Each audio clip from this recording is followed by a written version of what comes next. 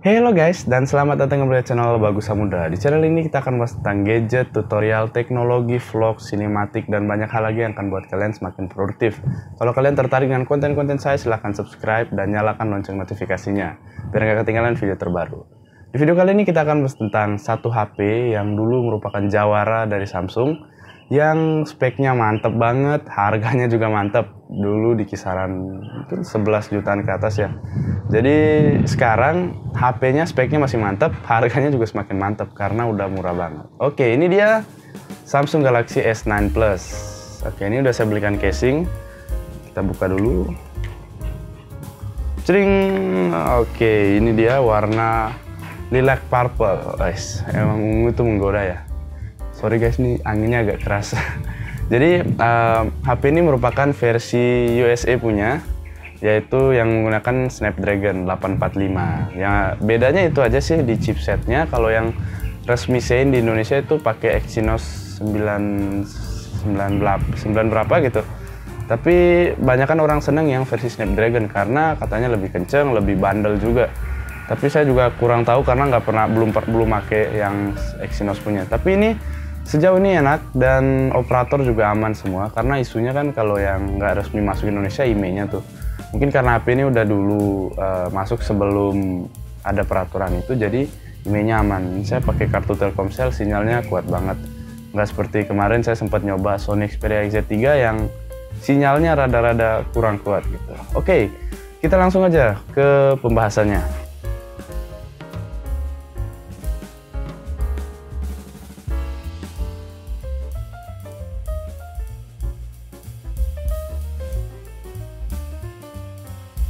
HP ini saya beli dengan harga 3,5 juta. Ini juga second dari orangnya, bukan dari counter, langsung dari orangnya. Teman-teman mau cari mungkin bisa di marketplace Facebook yang deket-deket gitu di satu kota teman-teman, karena kan bisa langsung COD atau cek barangnya dulu, jadi enak.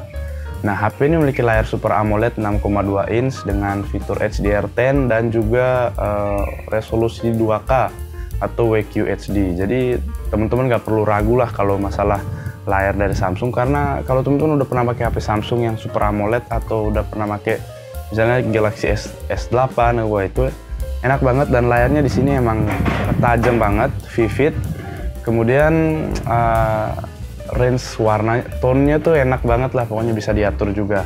Tapi seperti HP AMOLED pada umumnya ya, dia punya isu-isu misalnya layarnya shadow atau burn in itu ya. Dan di HP ini syukurnya nggak ada atau tipis gitu ya, karena saya nggak ngelihat. Biasanya shadow tuh ada di warna putih, dia kalau dilihat dari samping agak warnanya jadi berubah-berubah gitu kan. Tapi ini nggak sih sejauh ini. Nah, selain itu HP ini juga punya 3D haptic touch. Nah, jadi mirip-mirip sama fitur di iPhone 7, iPhone 8 yang kalau dipencet keras dia punya feedback gitu, getar. Nah, kalau hanya dipencet, dia nggak akan ngasih feedback apa-apa atau responnya akan beda. Tapi kalau dipencet keras, disentuh dan dipencet itu beda gitu. Kalau dipencet dia akan langsung nyala, bisa langsung nyala layarnya, bisa juga langsung comeback ke home gitu. Tergantung kita nyetingnya nanti di pengaturannya gimana. HP ini tapi sayangnya refresh rate-nya masih 60 Hz ya.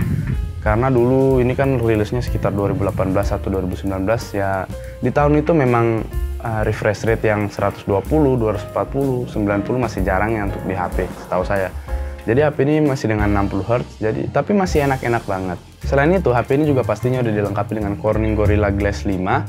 Ya masih versi 5 tapi udah bagus. Ini juga selama saya pakai 2 minggu belum saya pasangin anti gores, karena saya mau nyoba juga ini apakah benar-benar bagus. Dan sejauh ini nggak ada goresan-goresan yang terlalu berarti lah, masih goresan-goresan halus, padahal saya sering naruh di kantong atau di meja, nggak terlalu saya simpen sembunyi-sembunyiin lah, tapi dia aman-aman aja. Di backdoornya juga ini terbuat dari kaca yang glossy, ada 2 modul kamera belakang, ada flashlight, ada heart rate sensor, dan juga ada tulisan Samsung Galaxy S9 Plus. Tapi kalau di versi resmi Galaxy S9 Plus ini nggak ada ya tulisannya.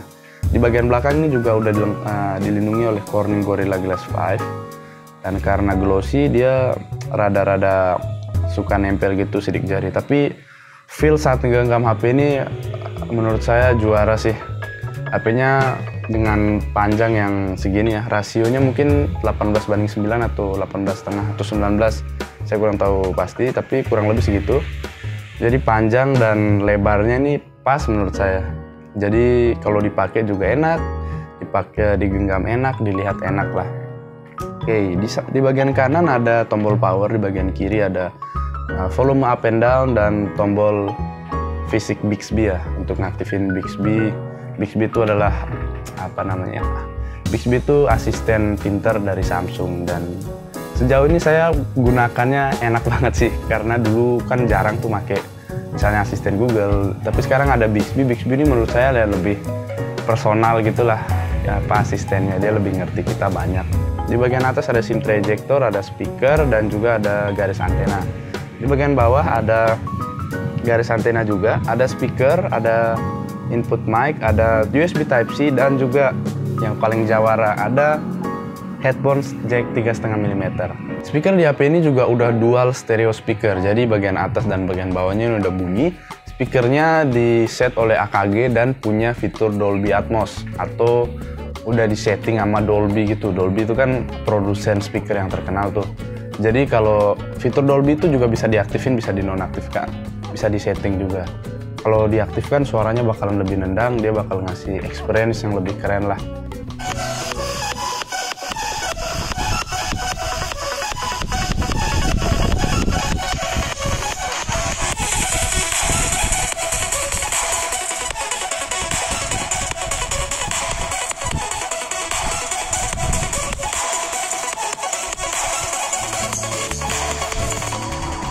Pas di HP ini emang bulat dan enak banget ya.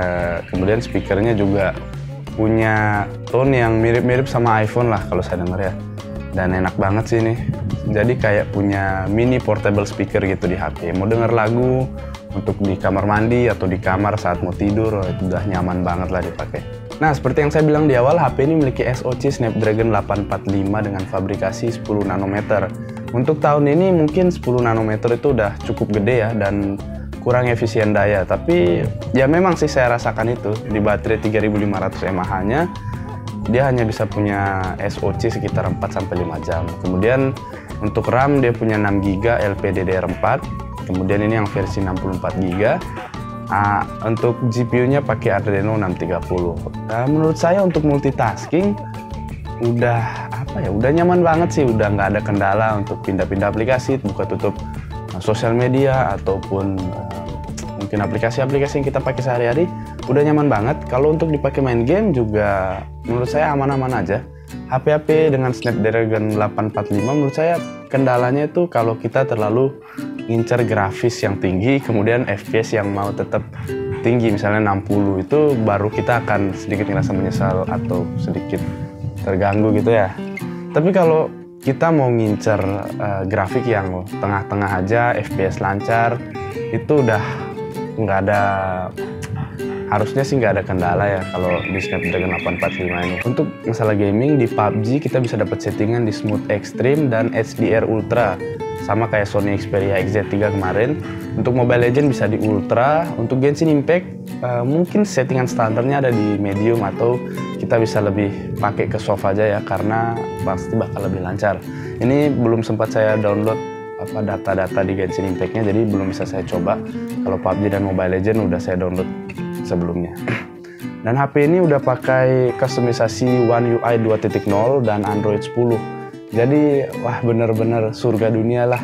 Nyaman banget pakai HP ini karena transisi-transisi ataupun animasi-animasi ketika kita makainya tuh bagus banget. Saya jadi awalnya saya agak sedih gitu ya pas mau pindah dari Sony yang kemarin saya coba ke Samsung ini. Tapi pas ketika udah sekitar seminggu, bahkan nggak sampai seminggu, 3-4 hari pakai Samsung, saya udah kecantol banget sih sama Samsung ini karena enak banget kustomisasinya, smooth banget buat pemakaian sehari-hari. Buat yang suka main game, HP ini juga ada yang namanya Game Launcher. Jadi kita seakan punya ruang sendiri untuk main game, kayak punya PlayStation. Buat teman-teman yang pernah nyoba PS3 atau PS4 kan kayak satu TV isinya game, kita mau milih ada menu pengaturan settingnya gimana. Nah persis kayak gitu, sama kayak PSP lah. Nah, jadi di situ juga kita bisa ngatur performa, kita mau preferensinya gimana, apakah FPS yang tetap on high, atau grafisnya yang mau tinggi, atau mau balance, atau mau power saving, kita bisa milih semua di sana. Dan saya seringan pakai yang max FPS karena ya paling nyaman kan, yang penting gamenya lancar. Kalau grafisnya turun-turun dikit nggak apa-apa lah kalau buat saya. Nah, di sini juga ada screen record yang bisa ngerekam in media sound gitu, jadi bisa ngerekam suara dari dalam HP-nya. Karena sering kan kalau kita mau ngerekam suara di HP, yang kerekam itu dari suara speakernya, bukan langsung dari dalam media HP-nya gitu. Nah, di sini bisa. Ada juga Bixby lah, fitur Bixby ini yang kurang lebih buat saya ini jadi nilai jual banget sih untuk HP Samsung yang beredar. Saya seringan pakai Bixby ini ketika mau tidur malam-malam. Udah ngantuk misalnya jam 11, jam 12, jam 1, jam 2 gitu, langsung saya pencet tombol Bixby-nya, saya bilang I want to sleep. Langsung dia bakal muterin ada beberapa kapsul-kapsul yang muncul, misalnya sound relaxation atau apa gitu ya. Jadi di Samsung Galaxy Store itu dia punya store sendiri ya, ada banyak aplikasi-aplikasi yang bisa kita download yang mendukung interface Samsungnya itu. Jadi enak banget lah pakai Samsung itu sejauh ini saya rasa. Nah, jadi saya udah download beberapa, jadi ketika mau dengar tinggal saya bilang I want to sleep, terus misalnya puter rain sound atau piano sound, dia bakal muter, ditambah dengan speaker yang enak, yang low, yang soft, yang low-nya dapet, bass-nya dapet, wah enak lah, langsung tidur. Besok paginya bangunnya baterainya udah habis. Nah, 3D Curve di HP ini yang dulunya juga jadi nilai jual ya, yang buat HP ini masih kelihatan mewah banget. Ini juga punya fitur lain selain hanya bikin HP ini kelihatan keren, yaitu kalau kita swipe, ada beberapa menu-menu yang bisa kita taruh di sini. Misalnya ada stopwatch, ada kalkulator, ada pemutar musik, dan banyak lagi yang ternyata bisa kita download sendiri loh. Bisa kita download, misalnya teman-teman yang suka main musik, bisa kita taruh metronom di sana. Atau teman-teman yang mau tampilannya kayak iOS gitu, kita bisa pilih juga. Cuma ada juga yang berbayar gitu. Jadi fitur-fitur di Edge-nya nih lumayan membantu gitu. Beralih ke sektor kamera, HP ini ada dengan 12 megapiksel dual kamera, dual aperture dengan sensor Sony IMX345. Apa itu dual aperture? Jadi HP ini bisa di aperture 2.2, f2.2 sama di 1.5 atau 1.9 gitu ya. Jadi dia akan fisiknya yang akan berubah gitu, sama kayak kita pakai kamera DSLR mirrorless, bukaannya akan ngebuka sendiri, bukan softwarenya tapi hardwarenya. Ketika kita pakai night mode atau dia mendeteksi cahaya kurang, dia akan menggunakan aperture yang lebih kecil ya, karena bukanya kan akan lebih gede gitu. Hasil-hasil foto dari kamera ini, wah, menurut saya masih bisa disandingkan dengan HP-HP mid-range zaman sekarang, karena tone-nya masih enak, detailnya masih dapet. Ini ada beberapa sampel foto. Untuk dynamic range-nya HP ini masih cukup baik, bahkan sangat baik sih bisa saya bilang. Kalau foto objek yang gelap, dia masih dapat detail. Kalau yang terang, di background-nya juga nggak terlalu cerah atau nggak terlalu terang. Beda sama Sony kemarin yang saya coba, Sony XZ3 ya. Itu dynamic range-nya parah sih. Kalah masih sama Sony, Samsung ini. Saya juga ngomong-ngomong dari tadi ngomongin Sony kemarin. Kalau teman-teman tertarik untuk saya buat comparison-nya, teman-teman boleh komen mungkin ya, bilang. Nanti saya buatkan video terpisah. Dan saya juga ada buat video cinematic wedding yang saya rekam menggunakan HP ini dengan HP Sony XZ3 itu. Jadi buat teman-teman yang mau nonton dan ngelihat hasilnya, boleh teman-teman klik di sini nih, di sini ya. Atau teman-teman cari di deskripsi video, saya ada cantumkan linknya. Jadi di situ saya buat video dan saya edit dengan sequence yang sama. Teman-teman boleh lihat mana yang lebih enak nih warnanya. Di situ saya tulis juga di mana yang direkam pakai Sony, mana yang pakai Samsung. Kamera HP ini juga udah dilengkapi dengan OIS. Jadi ketika mau foto, dia sistemnya tuh dia bakal menstabilkan dulu, nggak ada getaran dulu gitu, baru dia menjepret sebuah foto gitu, ngebuka sensornya. Jadi hasil-hasil foto dari sini selain detail, dia bisa nambah detail karena ada OIS itu. Mode portraitnya juga rapi karena dibantu dengan kamera keduanya yang punya resolusi juga 12 megapiksel, ada OIS-nya juga. Jadi dia ngebantu untuk portrait mode itu ya. Selain itu juga bisa 2 kali optical zoom. Beralih ke sektor video, HP ini udah bisa ngerekam di resolusi 4K 60 fps, tapi di resolusi 4K 60 fps nggak bisa diaktifkan mode stabilisasinya. Tapi sumpah deh, saya jatuh cinta banget sama 4K 60 fps-nya karena di previewnya aja, waduh, sialan keren kali. Akhirnya karena nggak ada stabilization ya sudah, saya akhirnya turunkan di 1080 60 fps-nya karena mata yang udah terbiasa ngelihat 60 fps tuh pas ngelihat 30 fps jadi kurang sreg gitu. Sama kayak ngelihat layar yang udah 120 fps, ngelihat yang 60 fps juga rada-rada seret gitu kan. Nah itu. Dan untuk hasil video perekamannya di 4K 60 fps atau 4K-nya udah tajam banget. Bisa juga di resolusi 2K, tapi saya nggak terlalu sering pakai juga. Dan paling banyak fitur yang bisa kebuka ya pastinya di 1080 30 fps. Misalnya image stabilization, kemudian ada lock track mode, kemudian ada HDR mode juga. Itu semuanya bisa di fitur Full HD 30 fps. Kalau di 60 fps dan 4K 30 fps masih bisa image stabilization, tapi beberapa fiturnya juga udah kekunci gitu. Jadi guys, pulang nguli, ajak jalan anak buah. Molly, hai janda, hai juga. Oke, kita coba jalan-jalan. Mau stabil soalnya.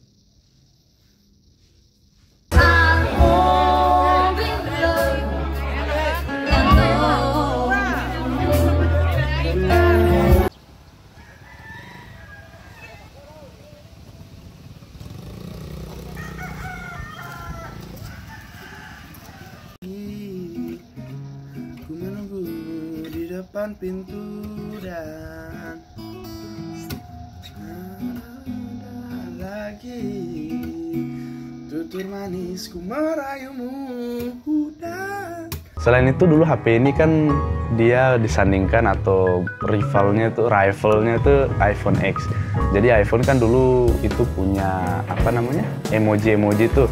Nah HP ini juga punya namanya AR emoji, tapi ya gitu. Ya jarang bakal dipakai juga. Itu kita kayak buat avatar sendiri, buat karakter sendiri yang bisa kita gunain. Misalnya kita mau video call, facecam, bisa muncul muka kita dengan emoji kita yang itu. Kadang-kadang bisa mirip, kadang-kadang nggak mirip juga ketika buatnya. Untuk kamera depan hadir dengan 8 megapiksel, tapi teman-teman jangan ngeremehin 8 megapiksel itu karena hasilnya juga tajam, hasilnya juga rapi. Untuk mode portraitnya, bokehnya juga, aduh enak banget sih. Rapi. Sebenarnya ada dua kamera depan ya, tapi yang satu, nah kalau teman-teman bisa lihat dia nyala, itu untuk iris scanner. Jadi fitur keamanan di HP ini ada fingerprint di belakang yang posisinya enak ini, kemudian ada face unlock dan juga ada iris scanner. Dan ada satu lagi, ada intelligent scan. Jadi dia ngegabungin antara face scanner dan iris scanner. Jadi dia mengklaim kecepatan dan keamanannya bisa seaman apa sih namanya iPhone itu, face unlock, face ID. Nah bisa sama itu. Ya menurut saya juga cepet, seginilah. Nah udah kebuka, kurang lebih segitu. Tapi fingerprintnya juga masih bisa kita pakai dan juga dia punya fungsi untuk men-swipe ke bawah panel notifikasi ya, jadi bisa ngebantu banget.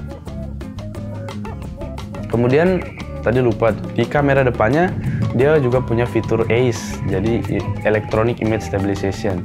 Jadi hasil perekaman video kamera depannya itu udah stabil banget, enak banget dipakai vlog.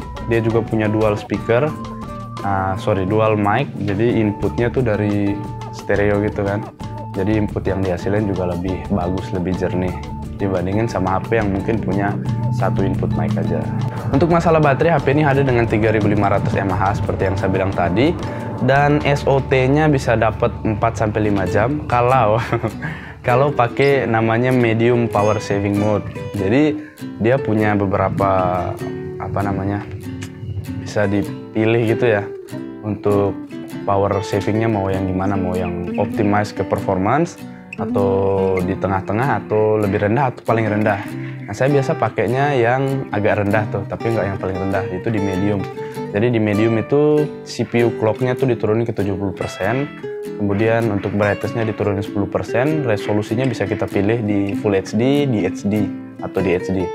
Tapi saya lebih prefer ke Full HD ya, karena kalau kita terlalu turunin ke HD, malah apa ya, dipretelin banget dah kayaknya HP flagshipnya gitu. Jadi untuk Full HD udah cukup banget, udah tajam. Malah ke WQHD-nya tuh agak rada sayang gitulah, nggak usah terlalu dipakai karena baterainya ini cukup boros, entah dari penggunaan hardware, softwarenya, atau memang baterainya yang udah agak korosi gitu ya. Nah kemudian, itu kalau teman-teman nanti beli HP ini ya saya saranin pakai medium power saving mode. Untuk main game di satu match Mobile Legends mungkin 20-30 menit itu berkurang sekitar 10-15% baterainya. Untuk durasi pengecasan HP ini udah support fast charging 18 watt, dan kebetulan HP saya juga charger saya juga pakai fast charging 18 watt dari Wellcome. Kalau untuk wireless charging kebetulan saya nggak punya docknya, tapi HP ini juga udah support sampai 18 watt juga kalau nggak salah. Nah untuk kesimpulannya ya teman-teman pasti udah bisa lihat dari review saya hari ini. Kesimpulannya HP ini masih sangat worth it. Kalau teman-teman beli di marketplace mungkin harganya 4 jutaan ya. Di online store misalnya di toko hijau, toko orange. Tapi kalau teman-teman beli langsung di marketplace ini harganya saya lihat ada yang jual secondnya 3 juta, 3,5 juta, tergantung kondisinya. Dan biasanya yang buat HP ini harganya jatuh adalah shadow-nya. Tapi kebetulan HP yang saya dapat ini nggak shadow, jadi ya syukur banget lah. Kemudian saya, kalau teman-teman mau beli, saya saranin beli yang S9 Plus-nya dibandingin sama yang S9 biasa. Karena fitur yang kalian dapat, experience yang kalian dapat pasti bakal lebih bagus dengan ini, dengan layar yang lebih besar, kamera yang ada 2, kemudian baterai yang lebih besar juga. Jadi kalian akan lebih puas lah dengan nambah mungkin beberapa ratus ribu gitu kan. Jadi lebih baik S9 Plus dibandingin juga sama misalnya S8 atau S8 Plus. Tapi kembali lagi ke budget kalian dan kebutuhan kalian masing-masing. Jadi itu dia kesimpulan dari review kita hari ini. HP ini masih worth it di tahun 2021 dengan spek dan harganya. Oke, terima kasih sudah menyaksikan sampai detik ini. Semoga bisa memberikan manfaat, bisa memberikan pengetahuan baru, dan semoga selalu memberikan motivasi lah. Oke, thank you buat teman-teman yang udah nonton. Silahkan subscribe, silahkan like, silahkan share ke teman-teman kalian. Jangan lupa follow Instagram saya di @bagzamudra, dan silahkan tinggalkan komentar. Thank you guys, dan good luck buat yang mau nyari HP kayak gini.